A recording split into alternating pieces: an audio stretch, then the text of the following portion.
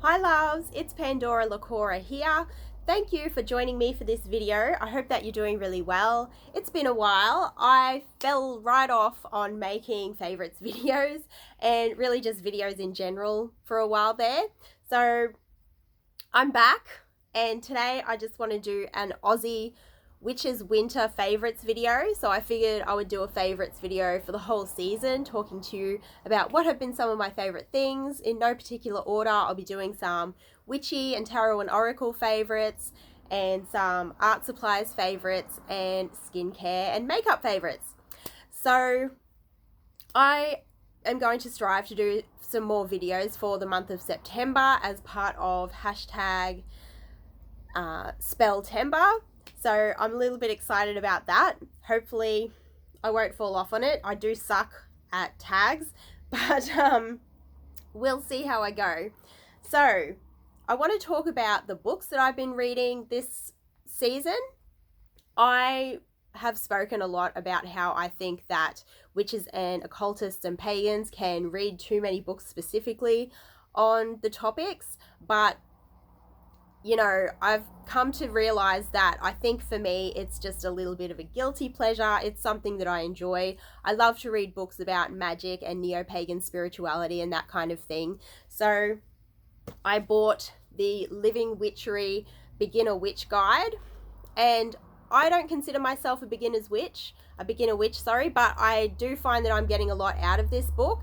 It is written with an Australian focus, so a Southern Hemisphere focus, which I always find really beneficial from books. And plus, you know, it's good to go over those basics again. I do find that in my practice, I will end up going back to basics as to how to meditate, how to do spellcraft and rituals and energy work and that kind of thing. And this book really covers all of that stuff really well. There's a whole chapter on meditation, you know, how to set up an altar, how to create sacred space, the Wheel of the Year with a Southern Hemisphere focus, which is always a brilliant thing for a book to go into, because it is obviously a little bit different here with our seasons and whatnot. They're not very well aligned with the ancient Celtic festivals that the Sabbats are based on. So it's always good to go into that. And yeah, just basic spell work, basic rituals, and jewelry, gems and crystals, that kind of thing, and just a really good overview of all of those things. And I am finding that I'm getting something new out of this book. I apologize for that truck. I do live on a busy street, but yeah, absolutely loving this book. I would recommend it for any, I mean, especially if you are actually a beginner, but even if you are an Australian witch, you will probably love this book and find that you will get something out of it. I'm also reading Rebel Witch by the wonderful Kellyanne Maddox and really liking it. Again, I think that this would be a brilliant beginner's book, but I am really getting something out of it. The thing that I love is that she talks about things that aren't necessarily talked about in a lot of other witchcraft books, such as having a pop culture pantheon, you know, honoring your favorite books and your favorite celebrities, artists, you know, all of that stuff, and you know, your favorite novels as sacred texts, your favorite albums, songs, all of that sort of stuff, as well as puppet magic, which I think is a specialty of hers, and she has an absolutely brilliant section on which gives you a really good overview of that. And it's just so pretty. It's beautiful. It's in this lovely smooth hardcover. I'm really enjoying reading it. I love her writing style. I've always loved Kellyanne's videos, and I get into certain specific moods where I will just binge watch them because I love how she speaks and I love what she talks about. And it's got this really conversational tone where she uses those pet names that she's always calling her viewers, like Pop-Tarts and baby cakes and all that sort of stuff. It's really beautiful. And yeah, really enjoying it. At first I thought, I don't know if I'll be keeping this on my shelf or passing it on, but as I'm getting into it, I do think that it will be something that I'll go back to in years to come, so it probably will stay on my shelf. I want to talk about the decks that I've been loving, because I know that's what a lot of you are here for. So there's really only a few decks that I want to talk about. I want to talk about the Pure Magic Oracle, by Andréas Engracia, and this is published by Rockpool Publishing. Sorry, I'll just give you a closer up of that. And it's really beautiful. The thing that I love about this deck is that it's got quite a good balance of energies. It's not sort of too dark or too like light and fluffy. It's really got a balance of those energies, which I find is the way that I view magic and witchcraft. You know, nature itself is not all light and fluffy. It has its challenges and that sort of thing. So, sorry, that was upside down. Witch's wounds. So it sort of addresses that darker side and goes into the not so pleasant and the kind of more shadowy aspects. Sorry, I don't know why these are around, some of them are around the wrong way. And it, like, you've got a closing circle card and an opening circle card, and it so sort of gives you a brief overview of those kind of witchy topics. And you've got herbal craft. Absolutely love these images. They are done by an artist,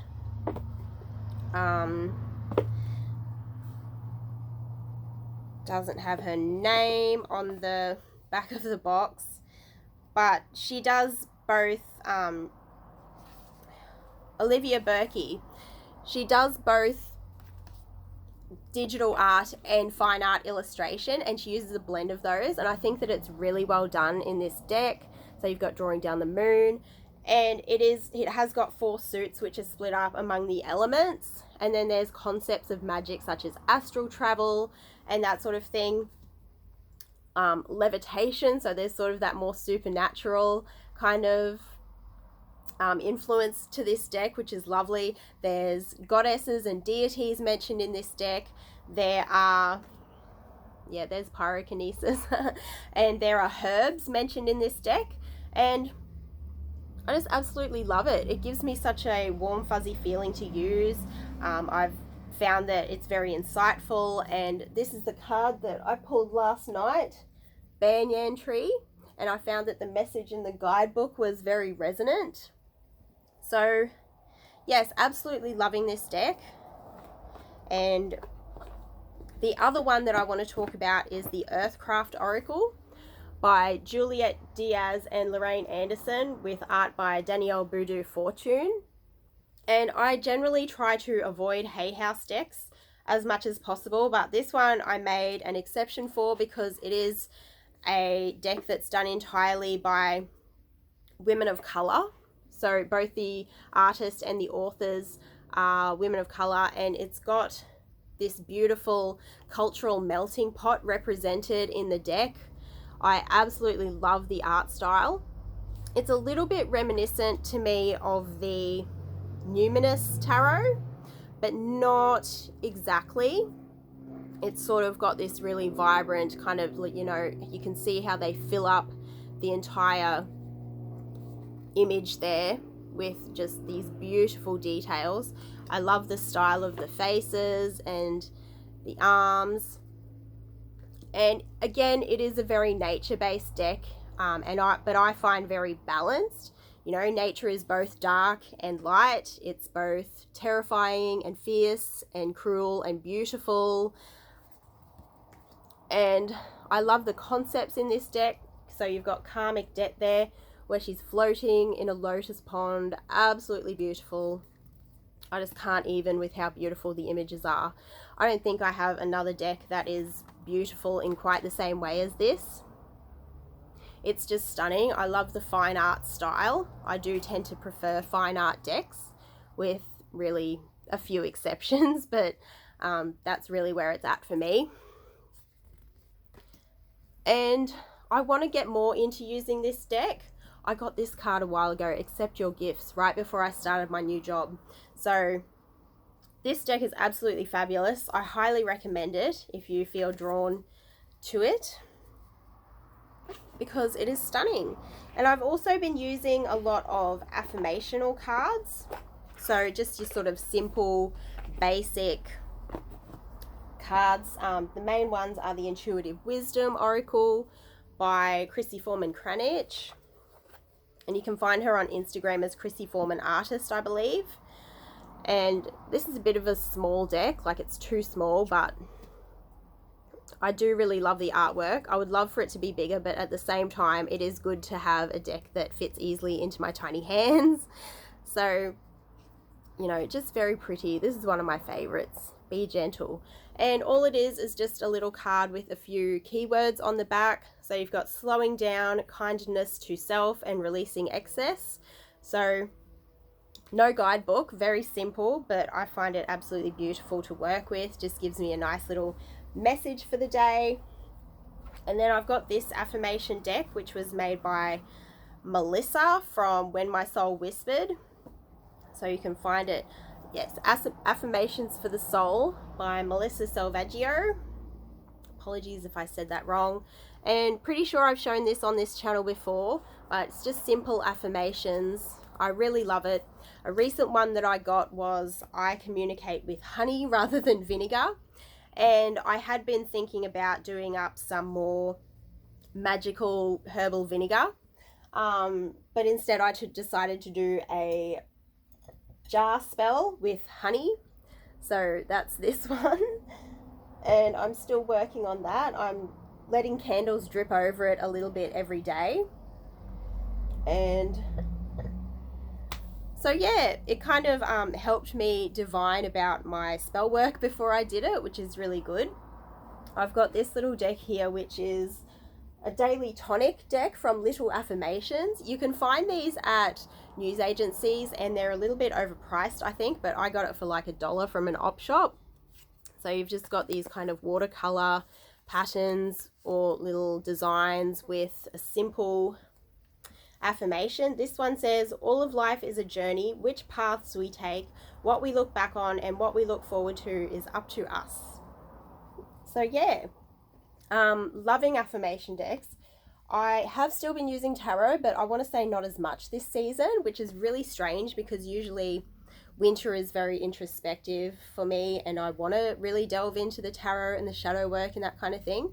However, I have started a new job, so there's that. I've been quite busy and haven't done a lot of really deep work with tarot.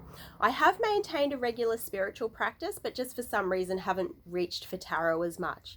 So that's this whole thing. I'm hoping to rectify that this season. It's first day of spring here. And so getting back into what I was talking about, I bought some arts and some art and some little doodads for my craft lately. I made a small order with Kirra Adams Art, who you can find on Instagram and Etsy. And I bought an art lucky dip. So I got these beautiful little pictures that she's painted on black paper there. So you've got this cute broom with an eye and a snake with one big eye at the top of its head. And I also got this tree that I've put at the back of my altar there. And I got this cute little pocket pentacle that's on a tiny wood slice that she painted. So adorably cute. You can never have too many pentacles. I don't care what anyone says. And also this blacksmithed fork that was made by her husband. And I kind of just saw it on her Etsy and just felt so drawn to it. Trying to get it to focus. Yeah, so very pretty. I don't know, I just like it. I find it really cool. It's got the circle up this end and then the little two-pronged fork here, which to me represents God and Goddess energy. So, you know, the witch mother, the witch father, however you view that. I also made an order with Asher Moon. I have been looking at Asher Moon's pottery for the longest time, and I discovered that PayPal now has a pay in 4 option, which I was just like, oh my goodness. And once I realized that I could get an order from Asher Moon and pay it off in 4, I started to hyperventilate a little bit. I was so excited.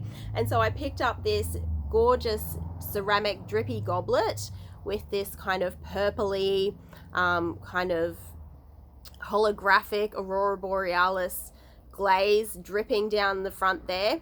She also sells coffee mugs that have a crystal in the handle and that kind of thing, and some of her designs will have like a little crystal inlaid on the front. These were what were available to me, so these were what I bought, and I am really happy with the purchase.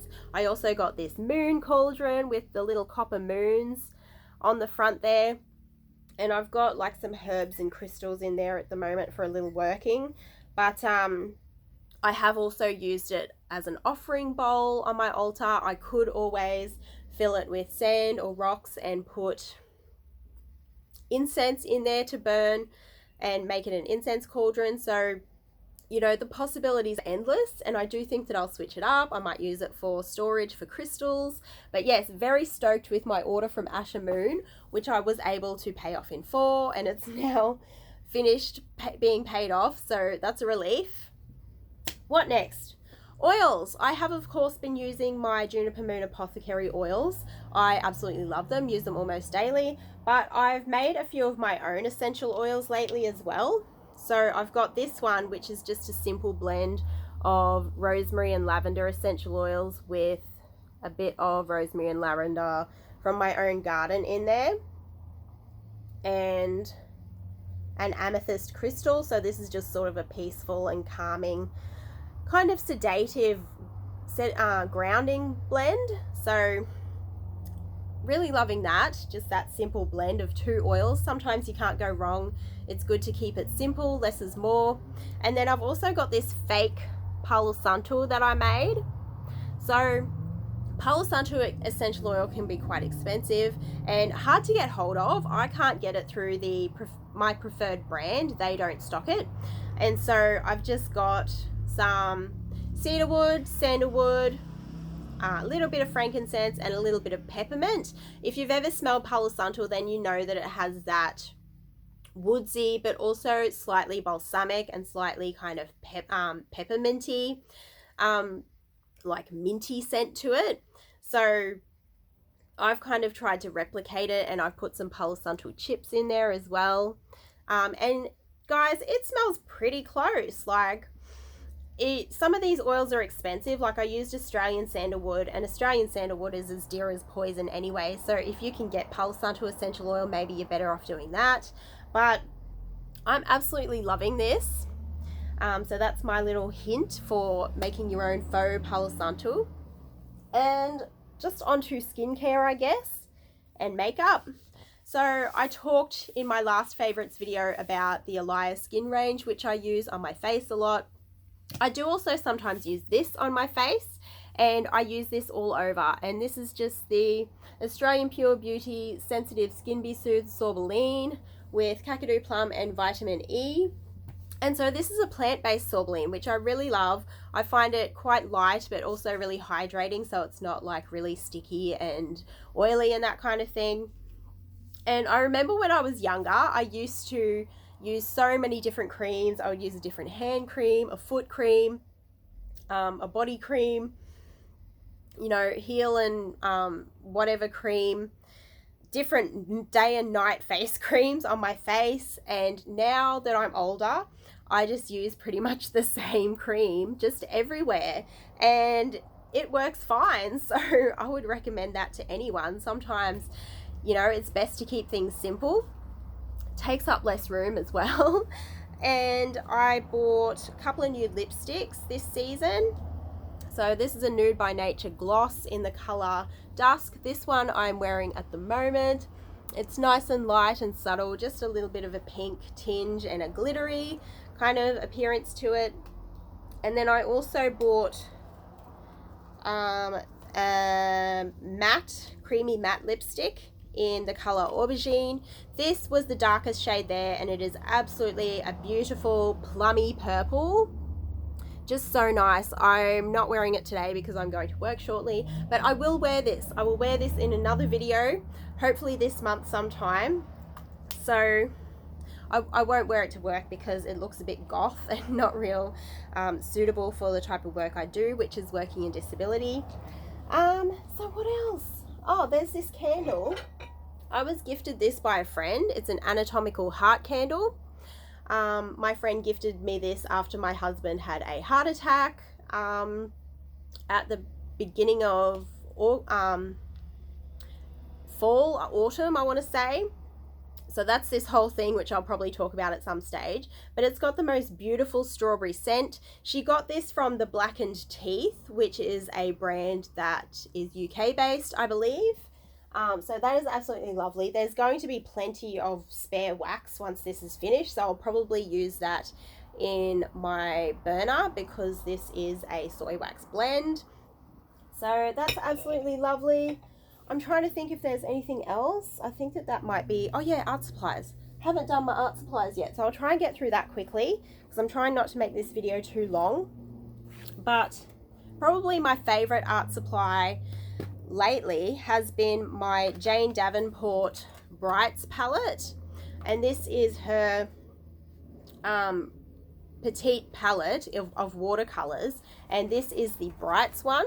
So that's the little swatch card there. I've ruined the swatch right here between the red and the pink, which is a shame, but this color, Best Friend, is my daughter's favorite, and this yellow Buzzy is my absolutely favorite yellow watercolor, or really just paint in general ever, that I've ever used. I absolutely love the shade. It's such a warm look, but kind of also bright yellow, and it's called Buzzy.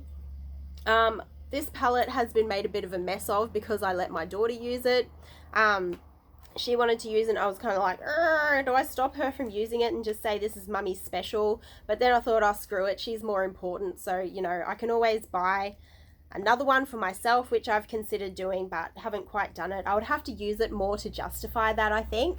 But I'll show you a couple of pieces that I've done where I have used the shade Buzzy. This is my Rainbow Maiden that I finished recently. Looks really weird around the other way like that, but the Buzzy I used in her hair at the ends here, so I kind of gave her a little bit of a balayage look there. And I also used some Buzzy in the yellow section of the rainbow. So oh, I feel so vulnerable showing my art, but I think that I made progress with this, so I'm proud of it. In that sense, I really like the face. I like how it's turned out a little bit ethnic looking, which is something that I've been going for and wanting to get better at doing for a while now. So I've also just gotten started on this one. This is a work in progress. I'm going to put a snake there as well as the apple and the tree and the woman, but this color over here is Buzzy as well. So yeah, I kind of wasn't real happy with this one, so I kind of scrapped it, but I will get back to it. I need to do it as a practice exercise. It's so annoying to have so many artistic ideas in my head and then just to not be able to execute them because my lack of artistic ability. But I know that the only answer to that is to just practice, and I'm trying to get back into that. I've been in such a rut since I started working. I haven't done very much art at all. I started doing the Artist's Way with Eris Elizabeth and Fairy Sarah for their Art Witch circle that they have on Facebook, and then the group scrapped it, and then I started work and I scrapped it. But I was really enjoying it, and I really want to get back into making my art, but yes, I'm in such a rut. So if you have any energy to send me, then please do so. Also, I want to talk about my jewelry. I've been loving jewelry lately, especially since I started work. I find that it helps protect and ground me, give me courage, as well as just kind of bring in those positive energy vibes, because, you know, when I work with special people, I want to help them live life to the best and bring that positive energy to my work. So this one is an essential oil diffuser necklace that I got from Sunshine Moondust Crystals. I have a bunch of her stuff now. She just gets better and better with her creations. I love her. She is wonderful. And I love essential oil diffuser necklaces because I find that if it breaks, then it's not going to go everywhere, as opposed to those bracelets that are on elastic with all the lava beads. And then this is a piece of Larimar. I've had this for a few years. I want to say I got this for myself for my 33rd birthday. Also, Afterpay is my friend. So yes, and then there's these little earrings, just my rose quartz earrings. I've got a pair of resin earrings that are in flowers that I bought from work because they were made by our participants for jewelry making group. They should be here somewhere, but I don't know where. And then this was also made by Kirra Adams Art, but this was gifted to me by a friend. And so that's one of her lovely necklaces. It's just kind of a piece of wood that's been painted. I love how she does such small, fine details. It's beautiful.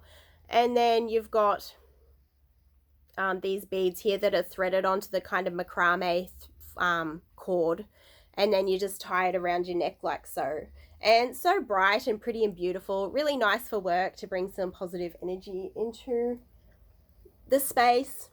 So yeah, that's about everything. Thanks for hanging out with me. I don't know if I will put this on Instagram as well. It's really dead here on YouTube, but if you see this video, please comment, please talk to me. I'm lonely. I need people to talk to on social media. So thanks heaps, and I'll see you next time. Bye.